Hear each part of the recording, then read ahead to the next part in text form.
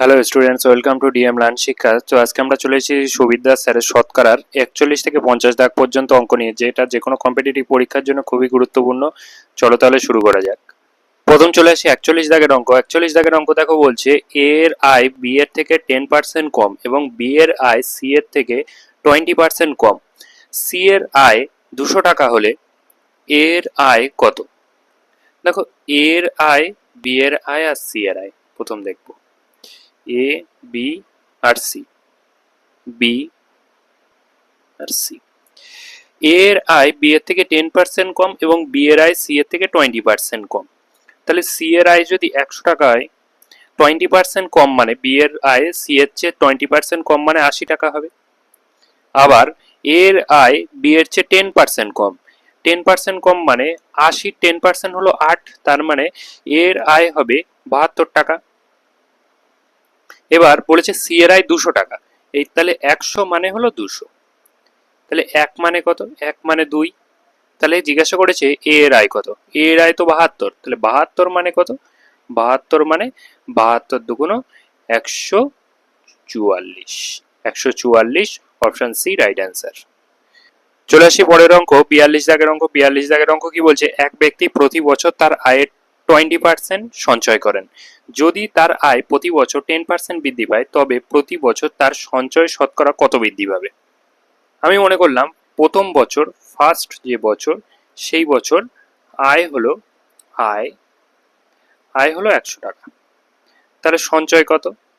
সঞ্চয় হলো 20% সঞ্চয় করে, মানে 20 টাকা সঞ্চয় করে। সেকেন্ড বছর বলেছে আয় বৃদ্ধি পায়, 10% বৃদ্ধি পায়, 10% মানে 110, কিন্তু সঞ্চয় করে কত? 20%। 20%, 110 20% হলো 22 টাকা, 22 টাকা সঞ্চয় করছে। তাহলে তার সঞ্চয় বাড়লো কত? বাড়লো হলো 2 টাকা। কতর উপরে 2 টাকা বাড়লো? শতকরায় যদি হিসেব করা হয়, তাহলে অ্যান্সার হবে, অ্যান্সার শতকরায় যদি হিসেব করা হয় 2 টাকা বাড়লো। কার উপরে বাড়লো? 20 টাকার উপরে, ইন্টু 100%। 0 0 কাটলো, 2 2 কাটলো, তাহলে 10% অ্যান্সার হবে, 10%, অপশন বি রাইট অ্যান্সার। চলে আসি পরের অঙ্ক, 43 দাগের অঙ্ক। আয়তাকার জমির দৈর্ঘ্য 15% বৃদ্ধি এবং প্রস্থ 12.5% হ্রাস পেল, জমির ক্ষেত্রফল কত বৃদ্ধি বা হ্রাস পেল? দেখো, আমরা একটা সূত্র পড়েছিলাম, x plus y plus x y by 100। এবার প্রথমে তো 15% বৃদ্ধি পেয়েছে মানে 15, তারপর প্রস্থ 12.5% হ্রাস পেয়েছে মানে 12.5, প্লাস 15 ইন্টু মাইনাস 12.5 বাই 100। এবার 15 থেকে 12.5 বিয়োগ করলে 2.5 পড়ে থাকে, 2.5, তার সাথে কিছু একটা জিনিস বিয়োগ যাবে। দেখো, 15 আর 12.5 গুণ করলে হবে 1875, পয়েন্টটা 1 2 3 ঘর আগে আসবে, মানে 1.875 হবে। এর থেকে এটা বিয়োগ করলে নিশ্চয়ই, এর থেকে এটা বিয়োগ করলে 2.500, তার থেকে 1.875 বিয়োগ করলে, 875 বিয়োগ করলে নিশ্চয়ই প্লাসে আসবে, প্লাসে নিশ্চয়ই আসবে। 5 5 বসলো, হাতে রইল 1, 7 রেখে 8, 2 2। দেখো, অপশন এসে গিয়েছে, কারণ বৃদ্ধি হবে তো আমরা বুঝতে পারছি প্লাস হবে। আর অপশন ডি হবে রাইট অ্যান্সার, কারণ 25 এসছে, 25 লাস্টে 25 আসছে। চলে আসবো পরের অঙ্ক, 44 দাগ। 44 দাগের অঙ্ক বলছে ময়দার মূল্য 25% কমে যাওয়ায় 45 টাকায় পূর্ব অপেক্ষা 5 কেজি বেশি ময়দা পাওয়া গেল। 1 কেজি ময়দার বর্তমান মূল্য কত টাকা? দেখো, তাহলে ময়দার মূল্য 25% কমে যাওয়ায় 45 টাকায় পূর্বাপেক্ষা 5 কেজি বেশি ময়দা পায়, মানে এই যে 5 কেজি বেশি ময়দা পাওয়া যায়, এই যে 5 কেজি বেশি ময়দা পাওয়া যায়, 5 কেজি, এই 5 কেজির দাম তাহলে কত? 5 কেজির দামই 45টাকার 25%, যেটা 25/100। তাহলে আমি যদি কাটাকুটি করি, 4 4 4 25, 4 25 100, তাহলে 1 কেজির দাম কত হবে? 1 কেজির দাম হলো, 1 কেজির দাম 45 বাই 4 5 20, 20। তাহলে এটা যদি আমি হিসেব করি, 20 দুগুণ 40, হাতে রইল 5, আবার পয়েন্টের জন্য 0, 20 দুগুণ 40, হাতে রইল 10, 5 20 100, 2.25, 2.25, 1 কেজি ময়দার বর্তমান মূল্য হলো 2.25 টাকা, অপশন সি রাইট অ্যান্সার। চলে আসি পরের অঙ্ক 45 দাগের অঙ্ক। একটি বাক্স থেকে 40% টাকা তুলে নেওয়ার পর অবশিষ্ট 40% পুনরায় বাক্সটিতে অবশিষ্ট 40% পুনরায় বাক্সটিতে রাখা হলো।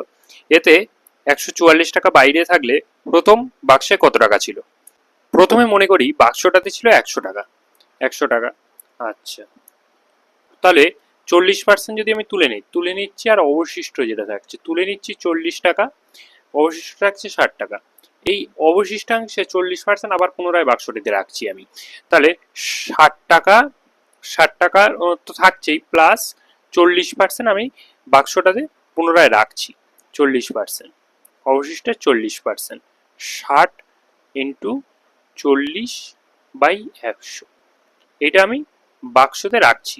0000 কাটলো, তার মানে 60 আর 4 6 24, 84 টাকা এখন বাক্সটাতে থাকলো। তাহলে বাইরে পড়ে আছে আর কত টাকা? বাইরে পড়ে আছে নিশ্চয়ই আর 16 টাকা, কারণ ছিল তো 100 টাকা। বাইরে পড়ে আছে আর 16 টাকা। এই 16 টাকা মানেই হলো 144 টাকা। তার মানে 1 টাকা মানে কত টাকা? 1 টাকা মানে হলো 144/16। তাহলে 100 টাকা মানে কত টাকা? 100 টাকা মানে 144/16 ইন্টু 100। 16 দিয়ে কাটাকুটি যদি দেই আমি, 8 দুগুণে 16, 8 একে 8, হাতে রইল 6, 28টা 64, 18, আর 2 দিয়ে কাটলে 9 দুগুণে 18, তাহলে 900 হলো এই অঙ্কের right answer. Option D right answer. চলে আসি পরবর্তী অঙ্ক 46 দাগের অঙ্ক। 46 দাগের অঙ্ক দেখো কি বলছে। একটি পরীক্ষায় 1500 জন পরীক্ষার্থীর মধ্যে কেউ অঙ্কে, কেউ জীবন বিজ্ঞানে, অথবা কেউ উভয় বিষয়ে পরীক্ষা দেয়। 75% অঙ্ক এবং 55% জীবন বিজ্ঞানে পরীক্ষা দিলে কতজন উভয় পরীক্ষাই দেয়? দেখো, টোটাল পরীক্ষার্থী তো 100%। এবার কেউ জীবন বিজ্ঞানে পরীক্ষা দিয়েছে, কেউ অঙ্কে পরীক্ষা দিয়েছে, তাহলে কমন কতজন পরীক্ষা দিয়েছে দেখা যাক। 75 জন প্লাস 55 জন। এবার কেউ কেউ তো আছে কমন, তার থেকে যদি আমি -100 করি, তাহলে আমি কমন পেয়ে যাব কতজন পরীক্ষা দিয়েছে। তাহলে 75 আর 55 যোগ করলে হবে 130। 130 থেকে যদি আমি 100 বিয়োগ করি, তাহলে 30 হবে। তাহলে এই যে 30% পরীক্ষার্থী, এরা উভয় বিষয়ে পরীক্ষা দিয়েছে। তার মানে উভয় বিষয়ে পরীক্ষা দিয়েছে কতজন? 1500 জনের 30%। 30%, তার মানে 0 0 0 0 কাটলাম, 3×15 = 450 জন। 450 জন, অপশন এ রাইট অ্যান্সার। চলে আসছি পরবর্তী অঙ্ক 47 দাগের অঙ্ক। 47 দাগের অঙ্ক দেখো কি বলছে। কোনো একটি দুর্ঘটনায় 20% যাত্রী ঘটনাস্থলে মারা যায় এবং বাকিদের 10% হাসপাতালে মারা যায়। যদি 7200 জন জীবিত থাকে, তবে মোট যাত্রী সংখ্যা কত ছিল? আচ্ছা, আমি ধরি মোট যাত্রী সংখ্যা ছিল 100 জন। 20% ঘটনাস্থলে মারা গিয়েছে, মানে পড়ে আছে আর 80 জন। আচ্ছা, বাকিদের মানে বাকি পড়ে আছে আর 80 জন, বাকিদের 10% হাসপাতালে মারা যায়। তার মানে 10%, 80 এর 10% মানে 8, তারা যদি হাসপাতালে মারা যায়, পড়ে আছে আর 72 জন। 72 জন, এই যদি 72, যদি 7200 জন জীবিত থাকে, তাহলে 72 মানে 7200। তাহলে 100 মানে কত? 100 মানে 10,000। এই হয়ে গেল answer. Option B 10,000 right answer. চলে আসি পরবর্তী অঙ্ক 48 দাগের অঙ্ক। দেখো 48 দাগের অঙ্ক কি বলছে। কোনো গ্রামের 60% নিরক্ষর সাক্ষরদের, আর সাক্ষর যারা আছে সাক্ষরদের 80%, এই 28% মহিলা। যদি 4320 জন পুরুষ স্বাক্ষর হয়, তবে গ্রামের মোট লোক সংখ্যা কতজন? আচ্ছা, আমি ধরে নিচ্ছি গ্রামের মোট লোক সংখ্যা 100 জন।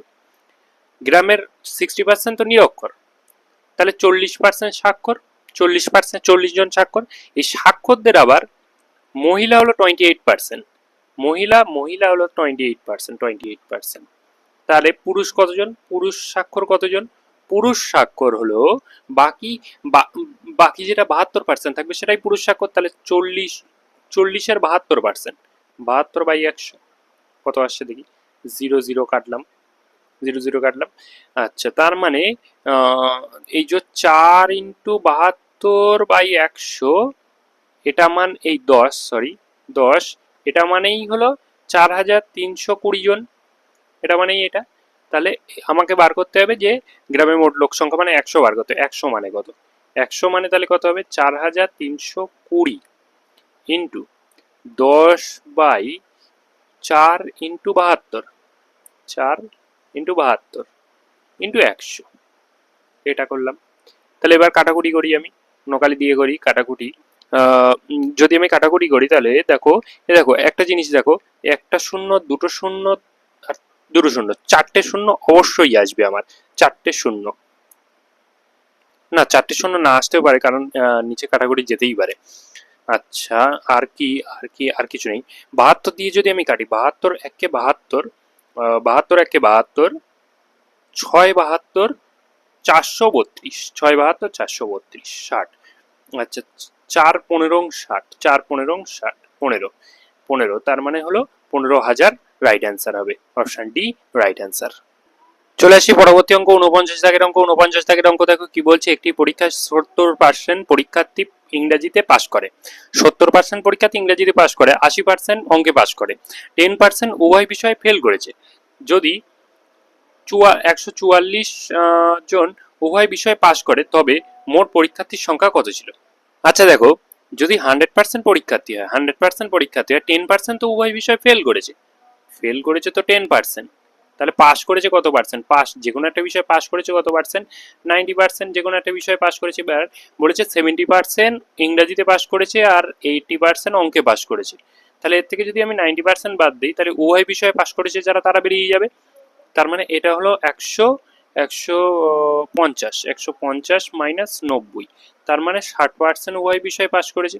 এই 60% মানেই কত? 144 উভয় বিষয়ে পাস করেছে, 144।